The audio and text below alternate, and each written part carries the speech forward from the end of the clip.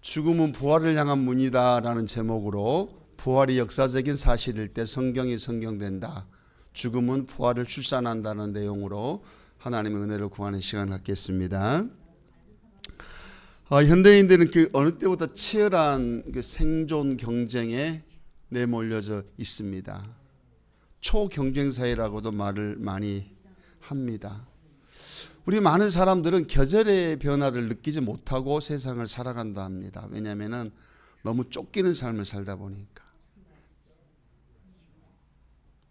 여보 설교 하실래요? 어머니 여보 설교하셔. 네. 그만큼 사람들은 계절의 변화를 느끼지 못하고 열심히 삶을 산다고 합니다. 근데 계절의 변화를 느끼는 사람이 가장 행복한 사람이라고 합니다. 왜냐하면 마음적으로 정신적으로 여유가 있기 때문에 그러한 계절의 변화를 느낄 수가 있다고 합니다. 그런데 우리가 그렇게 막 살아가다가 어느 날 갑자기 거울을 쳐다보면서 여러분 그런 생각 해본 적은 없습니까? 이 삶의 끝은 어디일까? 내가 언제까지 이렇게 살아야 될까? 그런 근본적인 질문을 해본 적은 없으신지요? 저는 그런 적이 참 많습니다. 열심히 전도하다가 내가 이거 언제까지 해야 되나? 언제까지 하면 교회가 부흥될래나?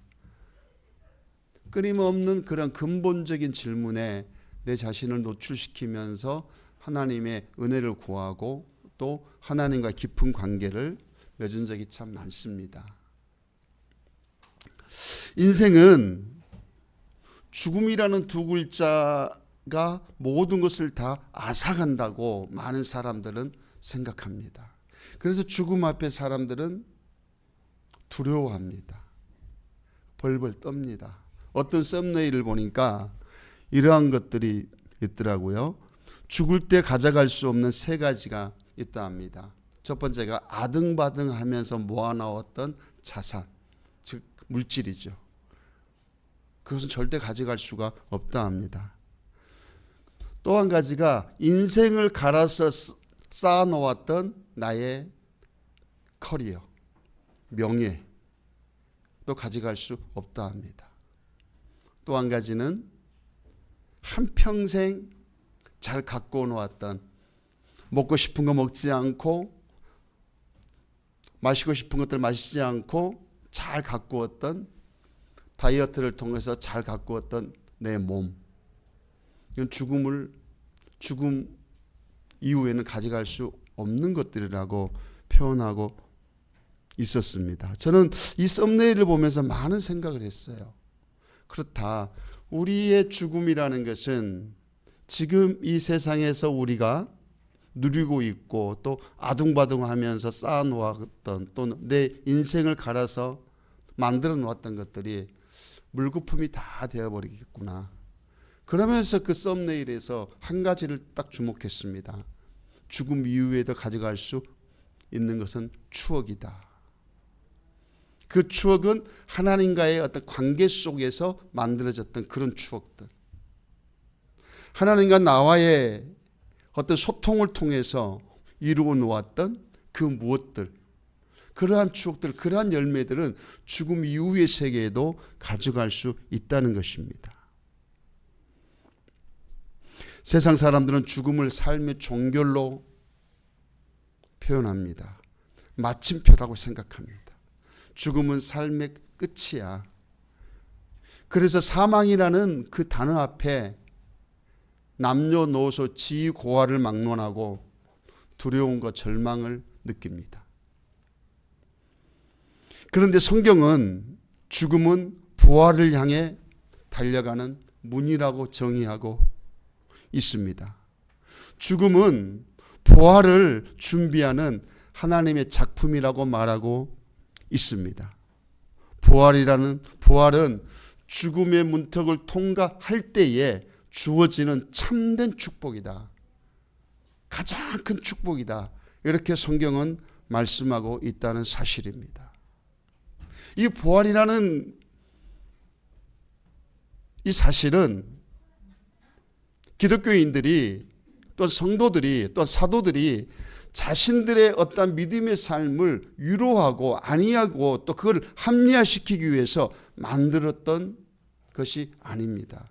이 부활은 역사적인 사실입니다. 역사적으로 이스라엘 그 역사에 예수 그리스도는 이 땅에 태어났고 그분은 부활했다고 정확하게 기록되어져 있습니다. 뿐만 아니라 성경에도 이 부활은 역사적인 사실이라고 많은 곳에 기록되어져 있습니다. 우리 고린도전서 15장 19절을 보겠습니다.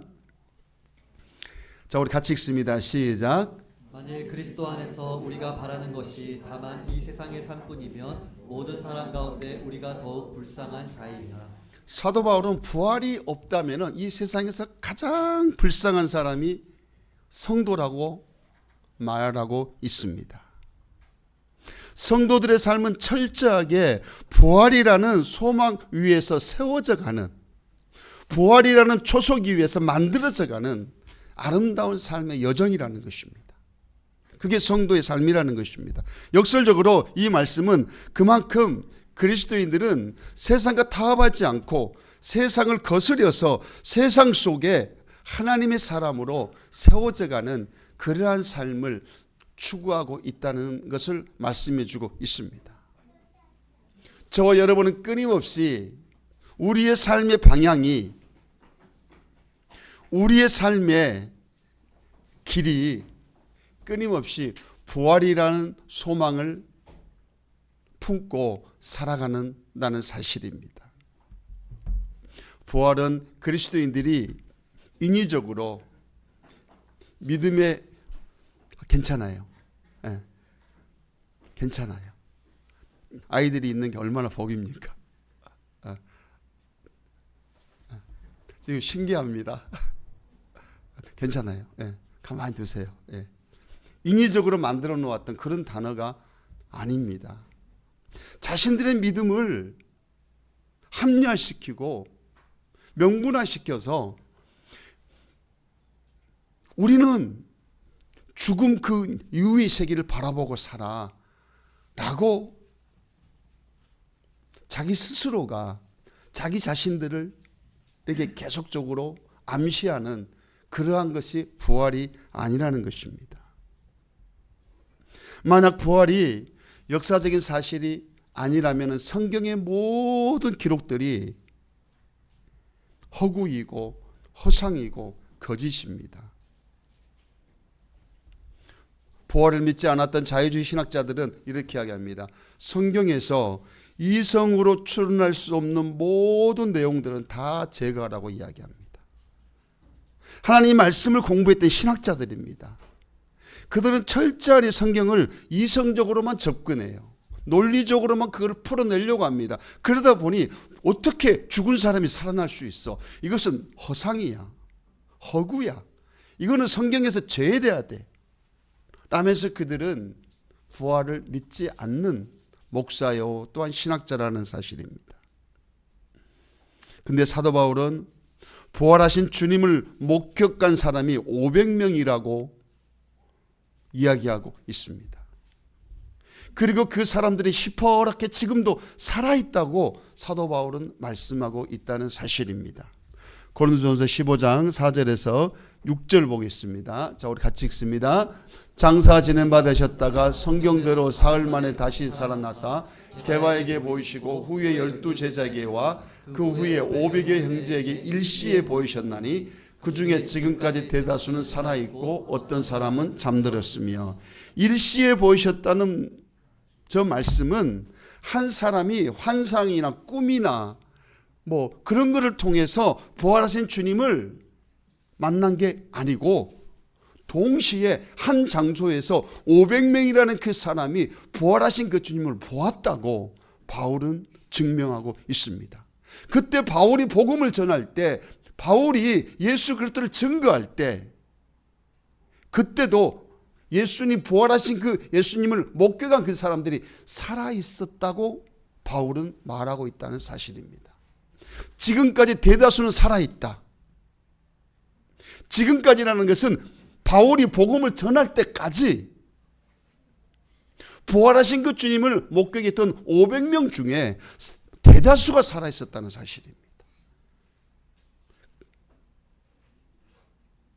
부활하신 그 주님을 목격했던 사람들이 500명 이상이었다는 것입니다. 이렇게 부활이 역사적인 사실이라는 것이 중요한 이유는 성경이 성경되어지기 때문에 그렇습니다. 만약에 부활이 허구요, 허상이요 라는 것이면은 성경이 다 거짓말입니다. 성경은 예수님의 가르침으로 가득합니다. 성경은 예수님께서 제자들에게 가르쳤던 그 내용으로 가득 차 있습니다. 그리고 그 가르침의 키워드가 복음과 부활입니다.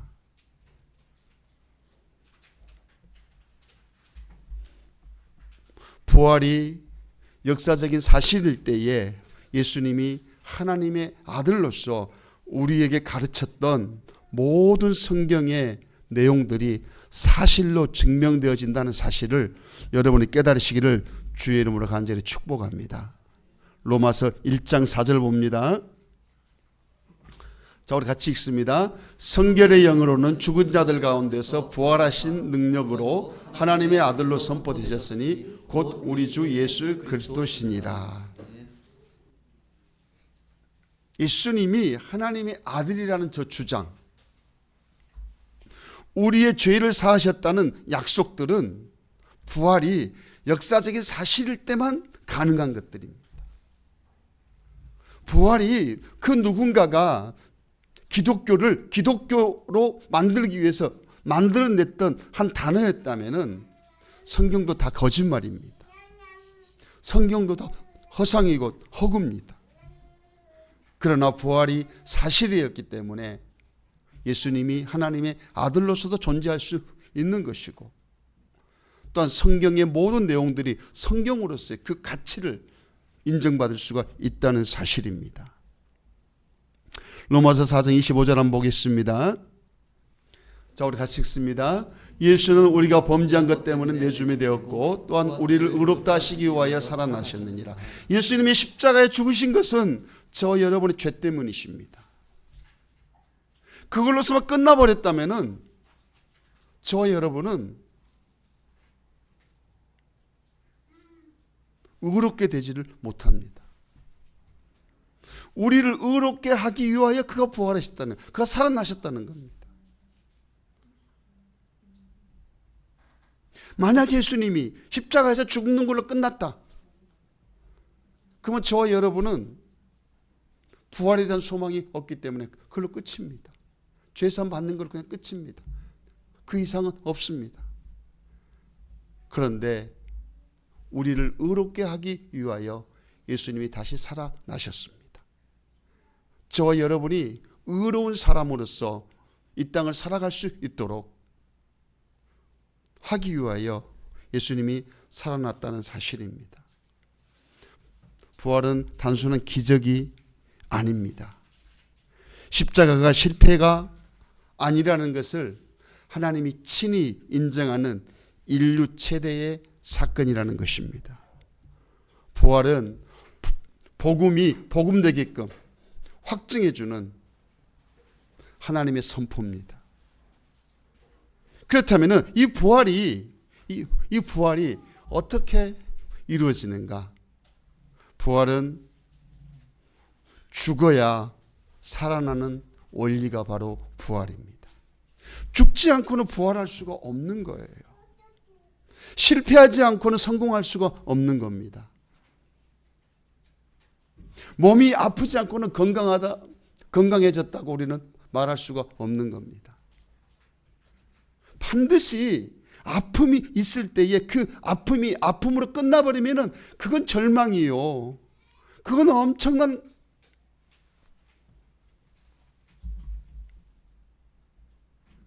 좌절입니다. 그러나 성도들의 삶 속에 있는 이 부활이라는 것은 아픔이 아픔으로 끝나지 않고 회복되어지는 역사, 죽음이 죽음으로 끝나지 않고 다시 싹이 나는 그 역사가 바로 부활의 역사입니다. 우리 요한복음 12장 24절 보겠습니다. 자, 같이 읽습니다. 내가 진실로 진실로 너희에게 이르노니 한 알의 밀이 땅에 떨어져 죽지 아니하면 한 알 그대로 있고 죽으면 많은 열매를 맺느니라. 할렐루야. 네. 저러한 축복이 여러분에게 있기를 주의 이름으로 축복합니다. 네. 부활이라는 것은 반드시 썩어져야 됩니다. 썩어져야 됩니다. 죽어야 된다는 거예요. 하나의 밀이 땅에 떨어졌습니다. 그 밀이 그냥 땅 속에서 썩어버린 자체로 있으면 어떠한 열매도 맺지 못합니다. 그런데 하나의 밀이 땅에 떨어졌습니다. 그곳에서 싹이 났습니다. 하나의 밀이 싹이 나는 거예요.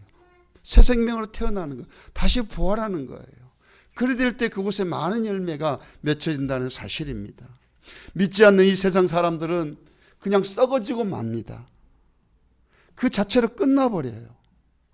썩는 걸로 끝나버립니다. 그러나 저와 여러분은 썩어지지 않고 반드시 썩은 그 현장에서 새싹이 다시 돋아난다는 사실을 믿으시길 축복합니다.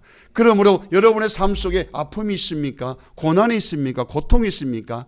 그게 끝이 아니라 새로운 싹이 솟아날 수 있는 밑거름이 지금 되어지고 있다는 사실, 믿음의 눈으로 바라보시기를 축복합니다.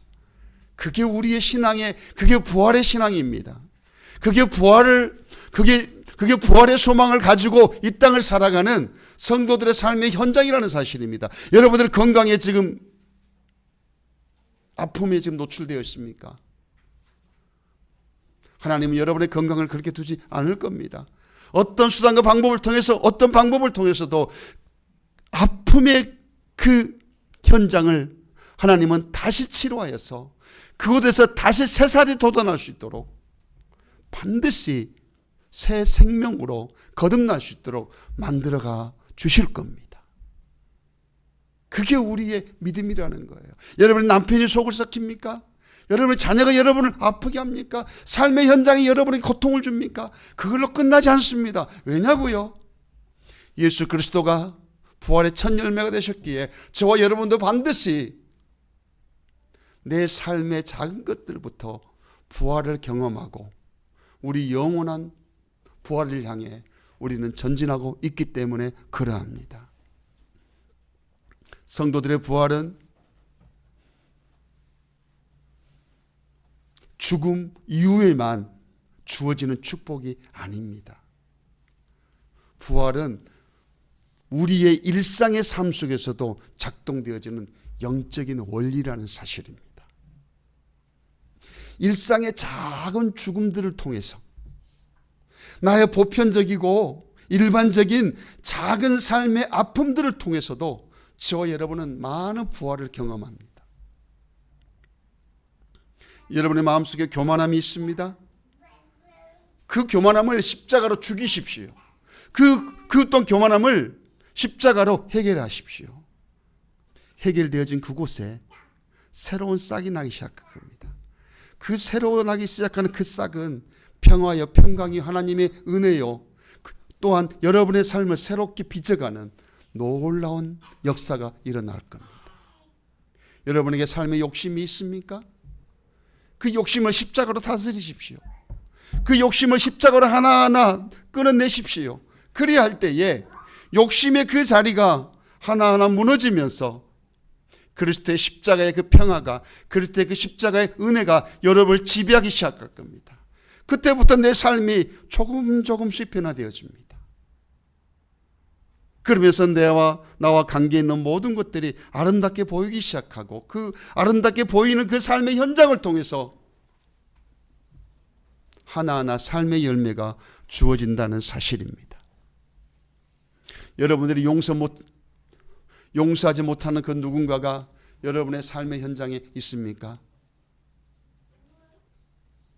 그 사람을 용서하기 위해서 십자가 앞으로 나아가 보십시오. 용서하지 못하는 미움의 그 마음을 십자가로 다스리고 십자가의 피로 그런 것들을 하나하나 끊어내 보십시오. 용서하지 못한 그 미움의 마음이 이제 떠나가는 그 자리에 십자가의 사랑으로 그 마음이 채워지기 시작할 겁니다. 십자가의 사랑으로 그 마음이 부드러워지기 시작하고 십자가의 사랑으로 그 마음이 온화해지고 그 사람을 대할 때마다 내가 먼저 손이 내밀어지게 될 겁니다. 그래야 할 때 나는 또 다른 누구에게 삶에 작은 영향력을 미칠 수 있는 그러한 사람으로 세워져 간다는 사실입니다. 부활이라는 삶의 토대 위에 신앙의 방향을 다시 세워가는 저와 여러분의 되기를 주의 이름으로 간절히 축복합니다. 부활은 사망 권세를 이긴 영원한 승리의 소망입니다. 우리 고린도전서 15장 20절입니다. 자, 우리 같이 고린도전서 15장 20절. 네, 자, 우리 같이 읽습니다. 시작. 그러나 이제 그리스도께서 죽은 자 가운데서 다시 살아나사 잠자는 자들의 첫 열매가 되셨도다. 할렐루야. 첫 열매가 있다는 것은 두 번째, 세 번째, 네 번째 열매도 있다는 것을 전제합니다. 예수 그리스도가 부활하셨기에 저와 여러분은 죽음이 소멸이 아니라 하나님 나라의 시작이라는 사실을 깨닫기를 축복합니다. 그러므로 죽음을 두려워하지 마십시오. 그러므로 죽음을 무서워하지 마십시오. 그 죽음 앞에 또 다른 하나님 나라의 문이 열려진다는 사실입니다. 우리 이제 마지막으로 한 말씀만 더 보겠습니다. 고린도전서 6장 14절입니다. 시작. 하나님이 주를 다시 살리셨고 또한 그의 권능으로 우리를 다시 살리시리라. 할렐루야. 예수님을 살리신 하나님께서 저와 여러분도 반드시 살려내실 줄 믿습니다. 그것은 우리가 죽고 난 다음뿐만 아니라 지금 삶의 현장에도 여러분이 원치 않고 바르지 않는 그 삶의 현장도 반드시 우리 하나님께서 회복시켜주는 새싹이 돋아나는 그러한 삶의 현장으로 바꾸어 놓으실 그 주님을 한평생 찬양하며 부활의 소망으로 믿음의 여정을 살아가시는 저와 여러분이 되기를 주의 이름으로 간절히 축복합니다. 우리 하나님 앞에 찬양 드리겠습니다. 부활하신 구세주